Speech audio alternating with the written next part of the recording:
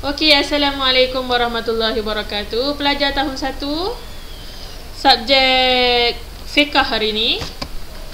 Buka buku fiqh, buku teks. Ni buku teks fiqh. Buka pelajaran yang ketiga di muka surat 15. Air. Kita akan belajar tentang air hari ni. Okey, sedikit ulang kaji untuk pelajaran yang minggu lepas. Kita belajar tentang toharoh. Apa dia toharoh? Toharoh adalah apa dia? Menghilangkan najis bagi membolehkan seseorang itu melakukan ibadah seperti solat. Itulah toharoh. Atau bersuci daripada najis. Contoh toharoh.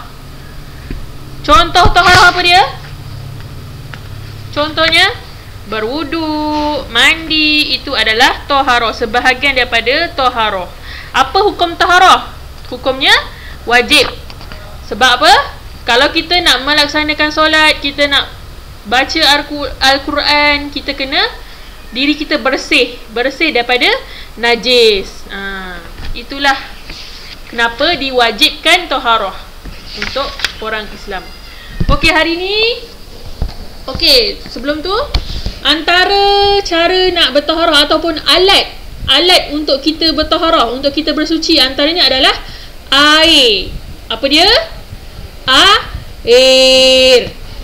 Kalau awak bertoharoh, awak lepas buang air, awak pakai apa? Air. Itu adalah alat, antara alat untuk bersuci, bertoharoh. Untuk bersihkan diri kita, kita pakai air. Okey, bismillah. Kita tengok kita dah boleh start tengok air, pelajaran ketiga, bahagian-bahagian air. Okey, air ada berapa bahagian? Ada 4 bahagian. Ada 4 bahagian. Okey, ini nama-nama air. 4 bahagian air. Ikut ustazah.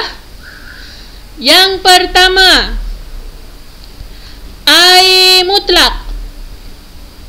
Air mutlak. Yang kedua,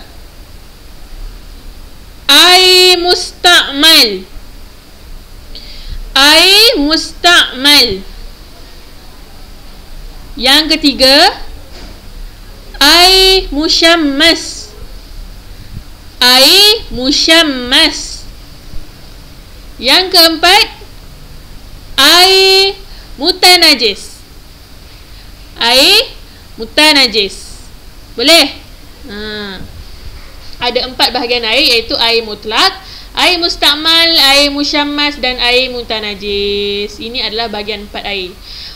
Bahagian air ada 4 Okey, jom kita tengok satu-satu apa dia. Pengertian air mutlak. Air mutlak ialah air yang masih asli, tulen, sama ada turun dari langit atau terbit dari bumi. Inilah air mutlak.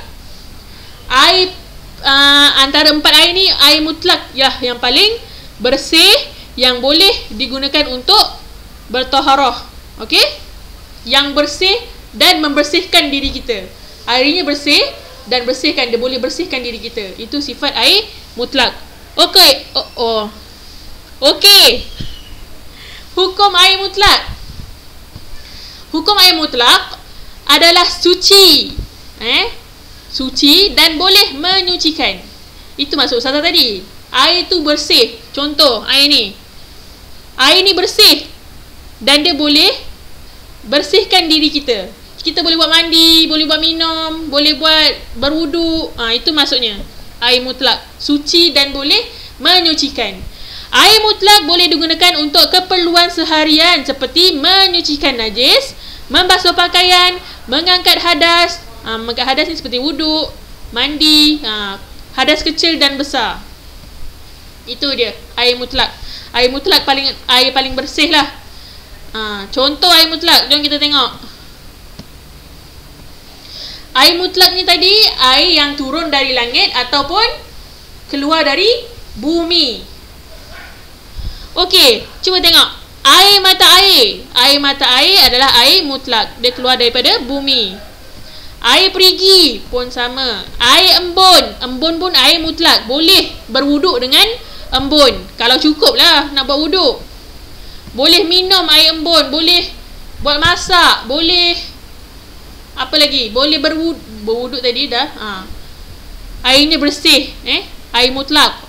Air laut pun sama, air laut boleh buat masak, boleh buat berwuduk, Air hujan pun sama, air sungai dan air salji. Okey, air-air yang kita sebut ni, ada berapa jenis air ni? Ada 7 jenis air ni adalah air mutlak. Air mutlak yang kita boleh buat berwuduk dengan dia dan kita boleh solat. Kita boleh buat masak. Airnya suci, bersih dan boleh bersihkan diri kita. Boleh buat mandi. Okey, seterusnya. Air mustakmal. Air mustakmal ialah air yang kurang daripada 2 kolah yang telah digunakan untuk mengangkat hadas seperti wuduk dan mandi wajib. Air mustakmal. Okey, nama pun mustakmal. Mustakmal ni maksud dia apa? Perkataan asalnya adalah amal. Kalau mustakmal ni maksudnya telah digunakan. Jadi air mustakmal ni air yang telah digunakan. Hukum air mustakmal. Air mustakmal ialah air yang suci tetapi tidak boleh menyucikan. Beza dengan yang tadi.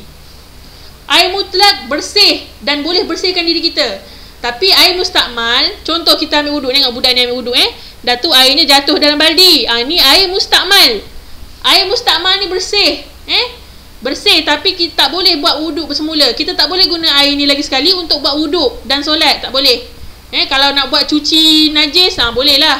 Air mustakmal ni masuk kat sini, tidak boleh menyucikan ni maksudnya kita tak boleh buat angkat hadas. Kita tak boleh angkat hadas besar, tak boleh angkat hadas kecil dengan air mustakmal. Faham? Tapi airnya suci. Sukatan air 2 kolah ialah bersamaan 230 liter air. Ini adalah untuk sukatan 2 kolah. Melainkan, tadi susah lupa nak cakap, 2 kolah melainkan awak ambil wuduk dan airnya lebih daripada 2 kolah. Banyak kuantiti air tu lebih daripada 2 kolah. Jadi air tu suci. Masih kategori air mutlak. Boleh menyucikan, boleh berwuduk dengan dalam tu. Okey? Contoh macam air kolam. Air kolam, tapi air kolam dia tak mengalir. Airnya lebih 2 kolah. Baru dia punya tahap tu sama dengan air mutlak. Walaupun kita dah guna untuk berwuduk, kita boleh wuduk dalam tu. Pengertian air musyammas. Air musyammas ialah air yang berada dalam bekas yang terdedah kepada cahaya panas matahari. Itu adalah air musyammas.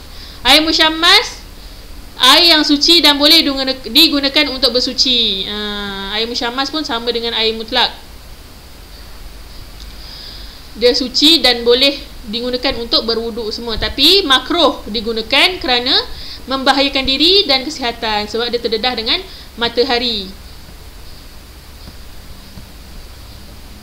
Pengertian air mukayyad. Air mukayyad ialah air mutlak yang bercampur dengan suatu yang suci sifatnya, sama ada rasa, bau atau warna. Contohnya air mukayyad ialah air kopi, teh dan nila.